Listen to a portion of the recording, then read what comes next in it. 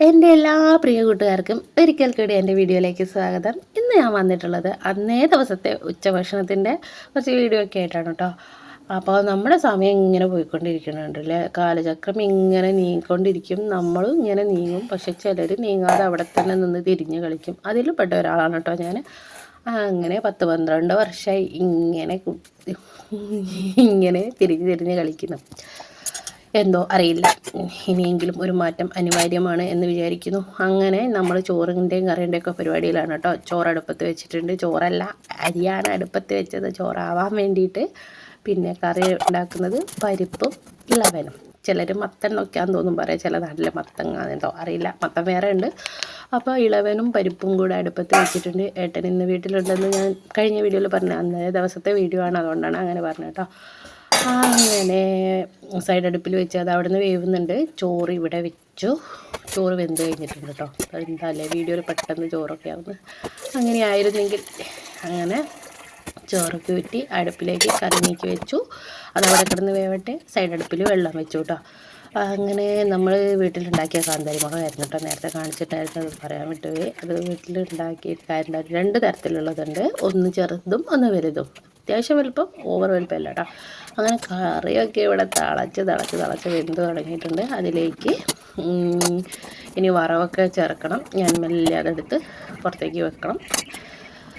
ഈ തേങ്ങ അരയ്ക്കാത്ത പരിപ്പും ഇളവനും കൂടെ ഉടച്ച് വറവിടുകയെന്ന് കേട്ടോ ഞങ്ങളൊക്കെ പറയാം. അങ്ങനെ ഉടച്ച് വറവിട്ടിട്ടുള്ള കറിയാണ്. ഏട്ടൻ തേങ്ങ അരച്ചതിനോട് അത്ര താല്പര്യമില്ല, എന്തോ അറിയില്ല. പക്ഷേ എനിക്ക് തേങ്ങ അരച്ച കറിയാണ് ഇഷ്ടം. നമ്മുടെ ഇഷ്ടങ്ങൾക്ക് ഇവിടെ പ്രസക്തി, അതൊക്കെ കുറച്ച് വർഷങ്ങൾക്ക് മുമ്പല്ലായിരുന്നോ, അന്ന് ആലോചിച്ചില്ല. അങ്ങനെ നമ്മളിതാ അതിലേക്കുള്ള വറവ് തയ്യാറാക്കുകയാണ്.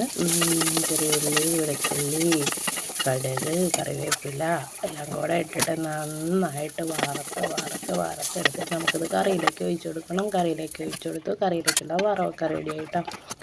നിറയെ കാന്താരി മുളക് ഇട്ടിട്ടുണ്ട്. അതിൽ ഉപ്പ് മുളക് പൊടി കുറച്ചാണിട്ട്. അതേ പാത്രത്തിൽ ഞാൻ കുറച്ച് ഉപ്പേരി വെച്ചു. പയറുകയാണ് ഉപ്പേരി വെച്ചത്. ഉപ്പേരി പറയും, തേങ്ങ ഒക്കെ ഇട്ടാലോ അല്ലേ തോരൻ എന്ന് പറയാം. ഇപ്പോൾ ഉപ്പേരി ഉണ്ടോ, തേങ്ങ ഒന്നും ഇട്ടിട്ടില്ല. അങ്ങനെ അതും പെട്ടെന്ന് വെന്തു. ഈ 2 സാധനങ്ങളും എൻ്റെ മോൾക്ക് ഇഷ്ടമല്ലാത്തത് കാരണം ഞാൻ സോയാബീൻ മോളെന്ന് പറയുന്നത് വലിയ മോൾ കേട്ടോ, മൂത്ത മോൾ. അപ്പോൾ സോയാബീൻ കഞ്ഞിവെള്ളത്തിലൊക്കെ പോയി വരട്ടി, കഞ്ഞിവെള്ളം നല്ല ചൂടുള്ളതുകൊണ്ട് എന്തിന് വെറുതെ തിളപ്പിക്കണം വെള്ളം. അപ്പം ഞാൻ എന്ത് ചെയ്തു, സോയാബീൻ ആ കഞ്ഞിവെള്ളത്തിലൊക്കെ ഇട്ട് കുതിർത്ത് കഴുകി വൃത്തിയാക്കി മസാലയൊക്കെ തേച്ച് വെച്ചിട്ടുണ്ട്. അപ്പോൾ ഈ ഉപ്പേരി മാറ്റിയിട്ട് വേണം അതൊന്ന് വറുത്തെടുക്കാൻ വേണ്ടിയിട്ട്. അങ്ങനെ ഞാൻ ഇടയ്ക്ക് പോയി സാമിയെ നോക്കുന്നുണ്ട്. സാമിയ ഫോൺ കാണുന്നുണ്ട്, കുറച്ച് കിടന്നുറങ്ങുന്നുണ്ട്. ചിലർ പറയുന്നേക്കാം സാമിമാർ ഉറങ്ങാൻ പാടില്ല, പക്ഷേ ഇവിടുത്തെ സാമി കിടന്നുറങ്ങി, ആരോടും പറയട്ടെ. അങ്ങനെ പകലുറങ്ങാൻ പാടില്ല എന്നാട്ടോ ഞാൻ പറഞ്ഞത്, രാത്രി ഉറങ്ങാൻ പാടില്ല എന്നല്ല പറഞ്ഞത്. ഓക്കെ, അങ്ങനെ ഉപ്പേരിയൊക്കെ ആയിട്ടുണ്ട്. അതൊക്കെ വേഗം കോരി വെച്ച് എന്തിനേറെ വേറെ പാത്രങ്ങൾ എടുക്കുന്നത്, അല്ലെങ്കിൽ എനിക്ക് പാത്രം കുറവായിരിക്കും. പാത്രം വേറെ എടുക്കുന്നത് എന്തിനാണ്, എനിക്ക് കഴുകാനാവുന്നില്ലേ. അങ്ങനെ അതും മാറ്റി ഞാൻ അതിലേക്ക് എണ്ണയൊക്കെ ഒഴിച്ച് ഞാൻ സോയാബീൻ വറുത്തെടുക്കണം. ഈ സോയാബീൻ്റെ പ്രത്യേകത എല്ലാവർക്കും അറിയാമല്ലോ, എണ്ണ ഒഴിക്കുന്നതോറും അത് കുടിച്ച് കൊണ്ടായിരിക്കും. ഞാൻ അതിനനുവദിക്കാതെ ഇളക്കി അതൊന്ന് മോരിപ്പിച്ചെടുത്തിട്ട് കോരി വെക്കാമെന്ന് വിചാരിച്ചു. ഇപ്പോഴേക്ക് സമയം ആയിക്കൊണ്ടിരിക്കുകയാണ് 1:30 കഴിഞ്ഞ കുട്ടികളെ. അങ്ങനെ സ്വാമിക്ക് വിശപ്പ് തുടങ്ങിയിട്ടുണ്ടായി. എന്തോ ഭാഗ്യത്തിന് ഞാൻ നോക്കുമ്പോൾ നല്ല ഉറക്കമാണ്, കിടന്നുറങ്ങട്ടെ. അങ്ങനെ ചോറൊക്കെ വിളമ്പാൻ വേണ്ടിയിട്ട് നോക്കുവാണേ. പിന്നെ ഈ ഇളവൻ്റെ ഒരു കാര്യം പറയാം കേട്ടോ. ഈ ഇളവൻ എന്ന് പറയുന്ന സംഭവമല്ലേ, ഇളവൻ എന്ന് പറയുന്ന സംഭവമല്ല, ഇളവൻ നമ്മളെ അടുത്ത വീട്ടിൽ നിന്ന് തന്ന കേട്ടോ. അവിടെയുള്ള അയച്ചു തന്നതാണ്. സാമ്യമൊക്കെ ഉള്ളതല്ലേ, നിങ്ങൾക്ക് പച്ചക്കറി ആവശ്യമല്ലേ, അത് ഇടയ്ക്കിടയ്ക്ക് തരാറുണ്ട്. അപ്പോൾ ഇതവിടെ തന്നപ്പോൾ ഒരെണ്ണം ഒരുമിച്ച് തന്നിട്ടുണ്ടായിരുന്നേ. ഞാൻ വന്നപ്പോൾ അത് ഇങ്ങനെ ഇടയ്ക്ക് വെച്ച് ഉപയോഗിക്കും. മൂക്ക് മോരുകറി ഭയങ്കര ഇഷ്ടമായിരുന്നു. അപ്പോൾ മോരുകറി ഉണ്ടാക്കാൻ ഒന്നുമില്ല, അതുകൊണ്ട് ഞാൻ സാമ്യനൊക്കെ വറുത്തെടുത്ത് അങ്ങനെ അത് റെഡി ആയിട്ടുണ്ട് കേട്ടോ. എൻ്റെ പണികൾക്കൊരന്ത്യമില്ലേ എന്ന് ഇടയ്ക്കിടയ്ക്ക് എനിക്ക് തോന്നാറുണ്ട്. കാരണം ഒരു പടി പാത്രമുണ്ട് ഞാൻ സിങ്കിൽ നിറച്ചിട്ടിട്ട്, അതൊന്നും നിങ്ങളെ കാണിച്ചാൽ നിങ്ങൾ ചിലപ്പോൾ ബോധം കെടും. പിന്നെ എൻ്റെ അടുപ്പിൻ്റെ സൈഡിൽ കൂടെയുള്ള കാര്യങ്ങളും കണ്ട് നിങ്ങൾക്കൊന്നും തോന്നണ്ട കേട്ടോ. ഇവർ പണ്ട് ഞാൻ വരുന്നതിന് മുമ്പേ ഇവർ ഈ ചിമ്മിനിക്കൂടില്ല, അങ്ങനെ അടുപ്പ് കത്തിച്ചിട്ട് പോകാമെന്ന് പറഞ്ഞിട്ട് നമ്മൾ എത്ര പെയിൻ്റ് അടിച്ചാലും ഇതുപോലെ തന്നെ മഴക്കാലമൊക്കെ ആകുന്ന സമയത്ത് ഇങ്ങനെ ഒലിച്ചിറങ്ങും കേട്ടോ. അങ്ങനെ സ്വാമിക്ക് ചോറൊക്കെ കൊടുത്ത് എല്ലാം മൂടി വെച്ചു. സ്പൂണുകളും കരണ്ടികളൊന്നും അതിൽ നിന്ന് എടുത്തില്ല. കാരണം എനിക്ക് ചോറുണ്ണണം, അതുകൂടി കഴിഞ്ഞിട്ട് എടുക്കാമെന്ന് ചോദിച്ചു.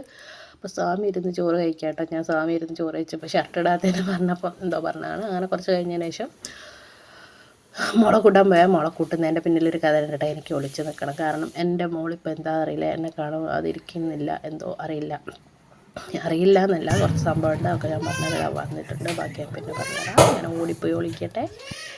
ഒളിച്ചിട്ട് എന്താണ് സംഭവം നിങ്ങൾ കണ്ടോളൂ.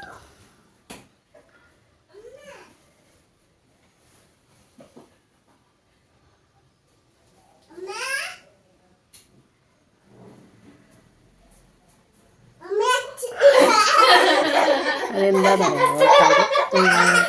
2-3 തവണ ഇപ്പം ഞാൻ എൻ്റെ വില്ലേജ് മരിച്ചപ്പോൾ അവിടുത്തെ ആവശ്യങ്ങൾക്ക് വേണ്ടിയിട്ട് വിളവിടെ നിർത്തിയിട്ട് പോയിട്ടുണ്ട്. 2 ദിവസം അവിടെ നിന്നിട്ടുണ്ട്.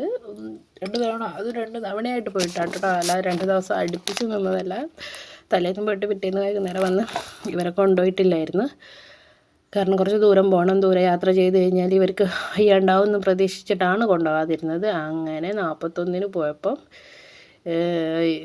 പോകുമ്പേ കരഞ്ഞിട്ടുണ്ടായിരുന്നു. 2 സഞ്ചയനത്തിനും പിന്നെ 16-നൊന്നും പോയപ്പോൾ അത്ര കുഴപ്പമില്ലായിരുന്നു. 41-ന് പോകുമ്പോഴേക്കും ഇങ്ങനെയാണ് അവസ്ഥ.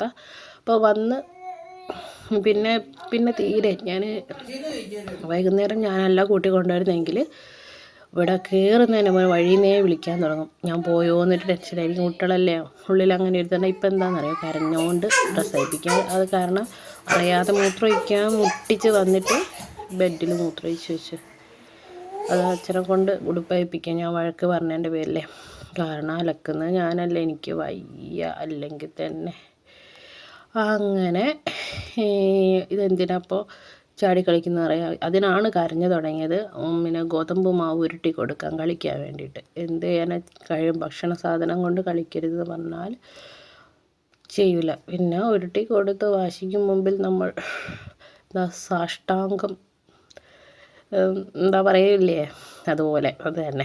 പിന്നെ എന്താ അറിയോ, ഞാനിതാ ഇവളും വന്നതിന് ശേഷം 4 മണിയാവുക ഗൈസ്. ഞാൻ ചോറ് വെറുതെ ആയിരിക്കില്ല ഞാനിങ്ങനെ ചീർക്കുന്നത്. ഇന്നത്തെ വീഡിയോ ഇഷ്ടമാണെങ്കിൽ ഒന്ന് സപ്പോർട്ട് ചെയ്യുക. ബൈ.